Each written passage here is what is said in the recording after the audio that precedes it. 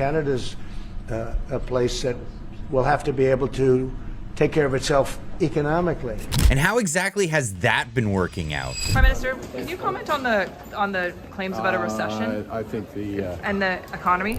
Donald Trump once again turned into Truth Social to comment on Canada and what state Canada is in. Actually saying 51st state. That's what state Canada should be. And posting an article, a link to an article at Bloomberg talking about the recession that Canada has now found itself in. Even the ambassador, Pete Hoekstra, to Canada has retweeted this out, pointing out that Donald Trump is saying, yeah, Canada should be a 51st state of the United States of America. Now let's have a look at the article. Canada dips into technical recession for the first time since 2020. Obviously, 2020 being the pandemic, everybody went into a recession at that point, but not everybody has gone into recession since. And even the technical term, I love this because it's like, well, it's a technical recession. It's not, they're trying to, soften it. All the news media is trying to soften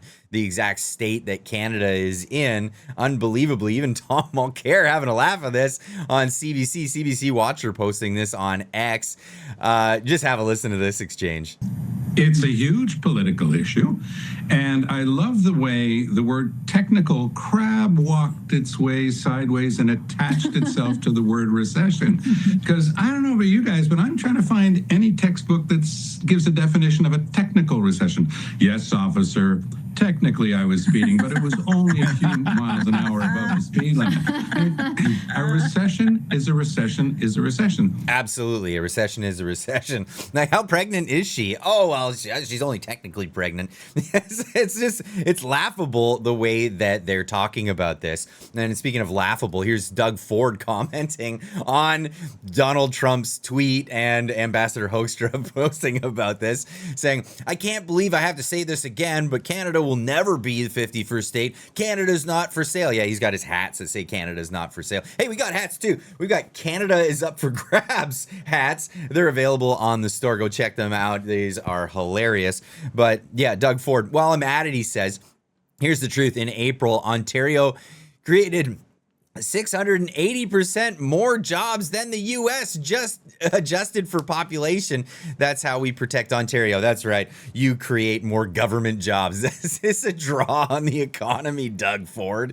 This is not how it works. You don't create more government jobs as jobs are leaving. We all know that in Ontario, the automotive sector, one of the largest sector, is hemorrhaging jobs like crazy. The entire province is hemorrhaging jobs. The entire country is hemorrhaging jobs because of the mismanagement of the country. It's just every province and the country.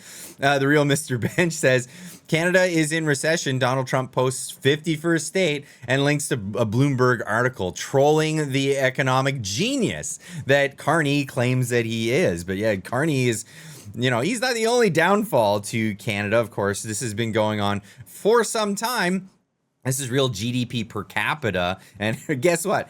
It was doing all right. It was doing all right until the Liberals really took a stronghold with Justin Trudeau back in 2015. And it's been down. It's been going down ever since. It's absolutely crazy. You see that big dip? That's COVID. But then after COVID, slight recovery and nosedive once again. And guess what?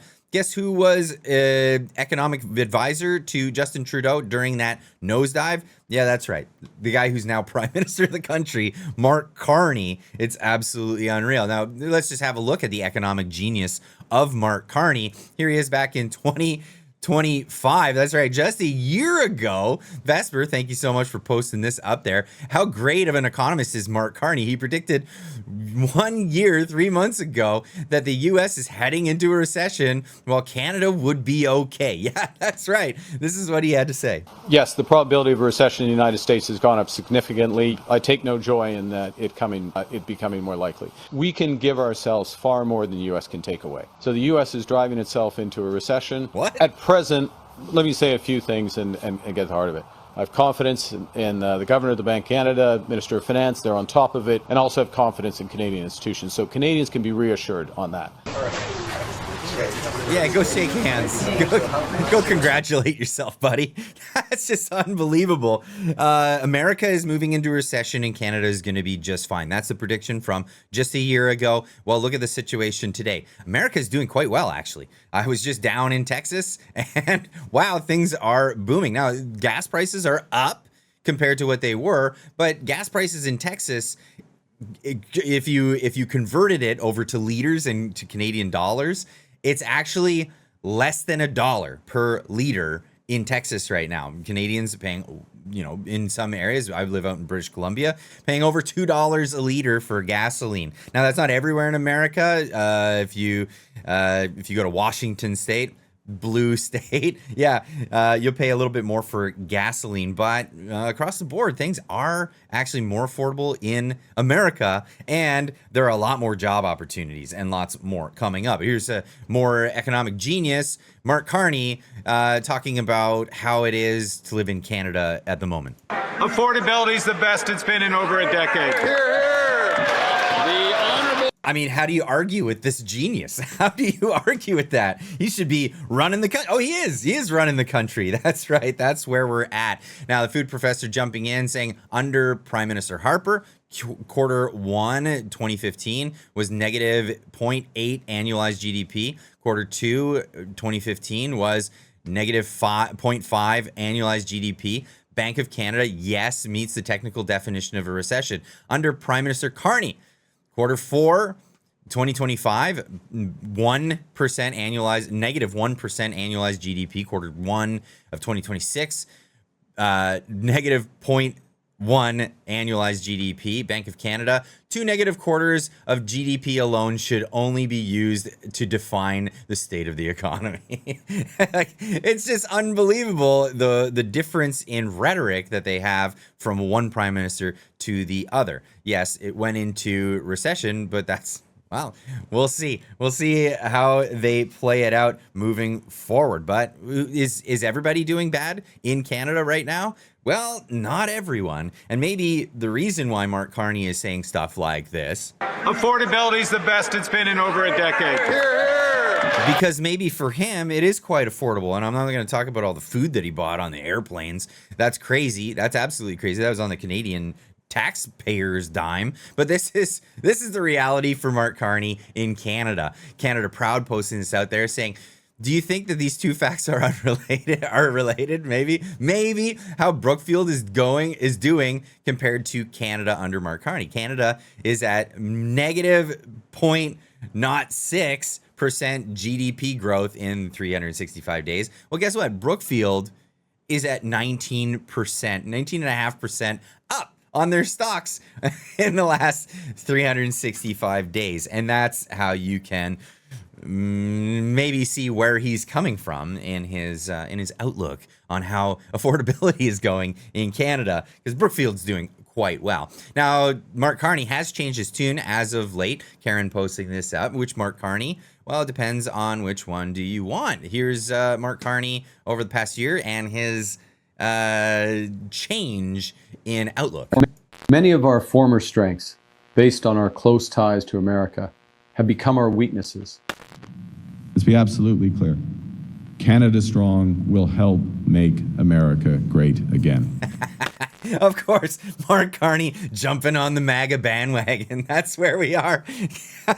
I can't believe that I'm here saying this. It is just unreal. But did Marc Carney, is he really concerned about this? Well, it doesn't seem like he's very concerned about this. Pierre Poilievre yesterday in Parliament, making a show out of this. This is an emergency. And the Prime Minister couldn't be bothered to say a single thing about this emergency since he learned of it on Friday morning. He has been in hiding. He refuses to take a single question from the media or in this House of Commons. And today, once again, he's banning the media from asking him questions, expecting they'll just cover photo ops of him wandering around a construction site. Not good enough. This is an emergency in the lives of people who have empty fridges, empty stomachs, and empty bank accounts. And they expect the Prime Minister, who promised that he was a great economic genius, to get in here and explain how he managed to be the only leader in the G7 to cause a recession. Mr. Speaker. That's incredible. So of all the G7, Canada is the only one entering the recession. Now, this is something that they've been saying for months and months, that this is a global phenomenon. And I can tell you straight up, it doesn't feel like a global phenomenon when you go and you travel to these other countries. I was just in Japan, and Japan is doing quite well. The affordability is good. The economy is great. I mean, Japanese people are saying, oh, everything's getting more expensive, but then you show them the degree that Canada is getting more expensive, and they're like, wow, okay, I feel a lot better about what's going on in my country. And the same thing in the United States. Americans are complaining that the prices are going up, and that's a real thing, but not at the rate that Canada is going. It's just unbelievable. Now, Bruce McConnell is saying, Liberals blame Donald Trump for the recession in Canada, proclaiming that our deep integration with the USA is the problem. Well, no, the USA is actually the only thing helping Canada out in this whole situation. Now, Pierre Poilievre points out very well, actually, and it's just amazing that nobody else is seeing this, but he points it out in Parliament yesterday, saying Mexico is not in a recession, and it also has deeply integrated with the United States. This is great. Fun fact, Marc Carney repeatedly said over the last year that Canada has the best tariff deal with the USA in the world. And it absolutely does. 85% of all products going from Canada to the United States are protected by the USMCA and are not tariffed.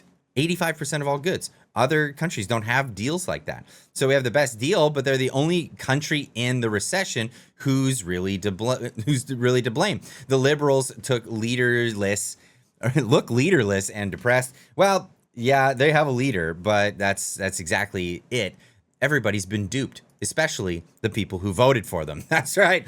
Sorry, Bradford Boomer. This is the reality of the situation. Now, Canada is now looking into other things, and the media is reporting on it ahead of time. Canada faces crippling debt. It must do the unpopular thing and cut elderly benefits. This is what you get from your crappy mainstream media in Canada. They're actually looking at, they're tossing the idea around at cutting Mr. Bradford Boomer's benefits instead of looking at what are the real problems. The real Mr. Bench says, the Globe and Mail is now running opinion pieces about cutting elderly benefits because Canada faces crippling debt. Perfect. We're not going to cut the bureaucracy. We're not going to cut consultants. We're not going to cut foreign aid. We're not going to cut corporate welfare. We're not going to cut the liberal spending machine.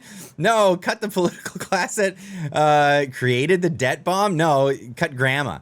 This is how it always works. This is the way it always works with these folks. You go after you, the guys, the same people that voted them into office. And how does this work? Well, you're just going to keep doing it. They're just going to keep doing it.